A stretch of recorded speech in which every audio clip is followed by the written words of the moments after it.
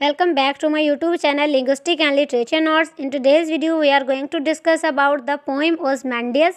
Ozymandias एक sonnet है जो सिर्फ 14 लाइंस पर बनी है। शैली ने ओzymandias 1817 में लिखी और ये 1818 में पब्लिश हुई। इसके अंदर थीम, पावर, टाइम और प्राइड के यूज़ किए गए हैं।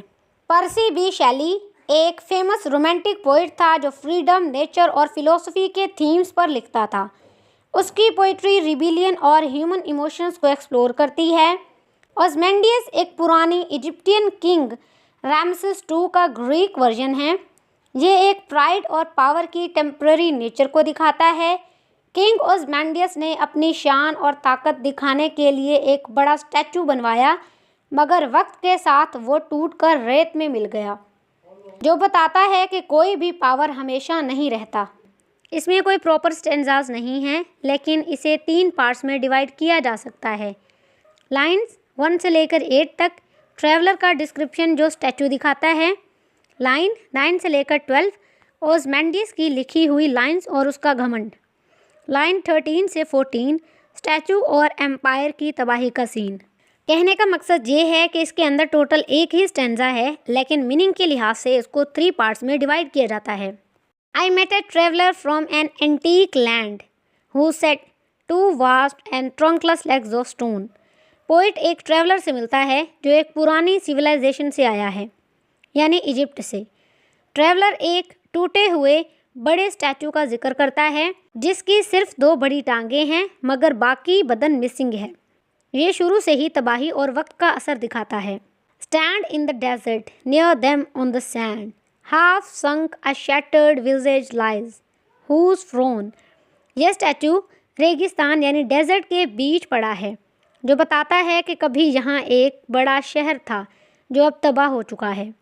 विजेज, विजेज यानी कि चेहरा, जिसका फेस भी आधा मिट्टी में धंसा हुआ है। जो किंग की पावर और उसका तकब्बुर यानी उसका प्राइड था, वो भी अब ख़त्म हो चुका है। And wrinkled lip and sneer of cold command tell that its sculptor well those passions read. Statue का चेहरा wrinkled lips और स्नीर से भरा हुआ है। स्नीर कहते हैं गरूर वाली मुस्कुराहट, जो किंग ओzymandias की एरोगेंस और अथॉरिटी को दिखाता है। एरोगेंस यानी कि प्राइड। पोइट कहता है कि स्कल्प्टर जो स्टैचू बनाने वाला था, उसने बहुत अच्छी तरह किंग के इमोशंस को कैप्चर किया था, जो अभी भी स्टैचू के चेहरे पर हमें नज़र आते हैं। आर्ट का पावर यहाँ अभी भी दिखाई देता है। किंग तो मर गया है, मगर स्कल्प्टर की कला, उसका घमंड अब भी दिखाई देता है। Sculptor versus king, which yet survive stamped on these lifeless things, the hand that mock them and the heart that fed. ये लाइंस कहती हैं कि किंग तो मर गया, मगर उसका गरूर स्टैचू में अभी भी नज़र आता है। हैंड दैट मोक देम, ये स्कल्प्टर के हाथ हैं जिसने किंग के प्राइड को स्टैचू में बनाया, यानी उसके तकब्बुर को स्टैचू में बनाया। हर्ट डैट फेड, ये ओzymandias का दिल है जो पावर और एरोगेंस से भरा था। ये दोनों लाइंस आर्ट की ताकत और इंसानी पावर की टेम्परेरी नेचर को दिखाती हैं। ओzymandias की लिखी हुई lines. And on the pedestal these words appear, my name is Ozymandias, king of kings. Statue के नीचे एक पेडेस्टल स्टोन बेस है जिसमें एक लाइन लिखी है, my name is Ozymandias, king of kings. King अपनी शान और ताकत का दिखावा कर रहा है। ओzymandias को लगता था कि वो दुनिया का सबसे बड़ा राजा है जो हमेशा याद रखा जाएगा। Look on my works, ye mighty and despair, nothing beside remains round the decay. Ozymandias कहता है कि मेरी पावर को देखो और डरो, मगर आज उसके आसपास सिर्फ रेत ही रेत है, कोई एम्पायर नहीं बची। ये आयरनी है क्योंकि जो एम्पायर कभी बहुत पावरफुल थी, आज सिर्फ मट्टी बन चुकी है। ये पावर की टेम्परेरी नेचर को दिखाता है। लाइन 13 से 14 of that colossal wreck boundless and bare, the lone and level sands stretch far away.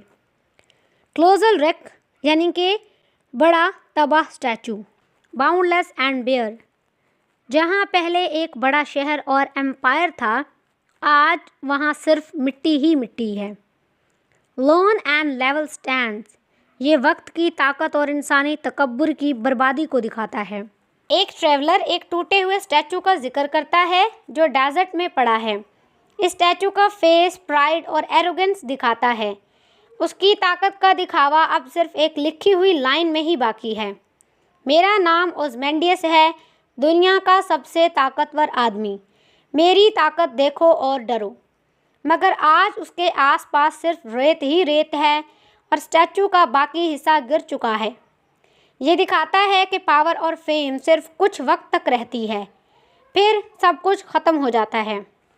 Fall of power. ओज़मेंडियस सोचता था कि उसकी शान हमेशा ज़िंदा रहेगी, मगर वक्त ने उसकी एम्पायर और स्टैचू दोनों को तबाह कर दिया। ये बताता है कि कोई भी ताकत हमेशा नहीं रहती। Power of time. इंसान कितना भी पावरफुल हो, वक्त उसे हरा देता है। ओज़मेंडियस का स्टैचू भी टूटकर मिट्टी में मिल गया, जो बताता है कि कोई भी इंसान या एम्पायर वक्त के सामने नहीं टिक सकता। Pride and its consequences. Ozymandias बहुत घमंड करता था अपनी पावर पर, लेकिन आखिर में उसकी याद भी सिर्फ एक टूटा स्टैचू बनकर रह गई। Art versus power. किंग की पावर तो ख़त्म हो गई, मगर स्कल्प्टर जो स्टैचू बनाने वाला था, उसकी कला अब भी ज़िंदा है। ये दिखाता है कि पावर से ज़्यादा आर्ट और राइटिंग लंबी उम्र तक रहती है। Broken statue. ये पावर और एरोगेंस की तबाही का सिंबल है। जो इंसान सोचता है कि वो हमेशा पावरफुल रहेगा, उसका हाल भी ओज़मेंडियस जैसा होगा। डेजर्ट। ये वक्त की ताकत और इंसानी अचीवमेंट्स की टेम्परेरी नेचर को दिखाता है। सब कुछ मिट्टी हो जाता है, सिर्फ वक्त बचा रहता है। इंस्क्रिप्शन। इस लाइन में ओज़मेंडियस अपनी ताकत का दिखावा करता है, मगर अब वो सिर्फ एक मजाक बन चुका है, क्योंकि उसकी एम्पायर ख़त्म हो चुकी है। इस पोइम का सेंट्रल मैसेज है कि पावर हमेशा नहीं रहता, वक्त सब कुछ ख़त्म कर देता है। प्राइड और एरोगेंस का नतीजा हमेशा बुरा होता है। कंक्लूजन। पावर टेम्परेरी होता है, कोई भी किंग हमेशा नहीं रहता। वक्त सब कुछ मिटा देता है, चाहे एम्पायर कितनी भी बड़ी हो। गरूर का नतीजा हमेशा बुरा होता है। आर्ट और राइटिंग पावर से ज़्यादा टाइम तक ज़िंदा रहते हैं। ये पोइम हर उस इंसान के लिए लेसन है जो ये समझता है कि वो हमेशा पावरफुल रहेगा। कोई भी किंग, एम्पायर या लीडर वक्त के सामने नहीं टिक सका है और ना ही टिक सकेगा।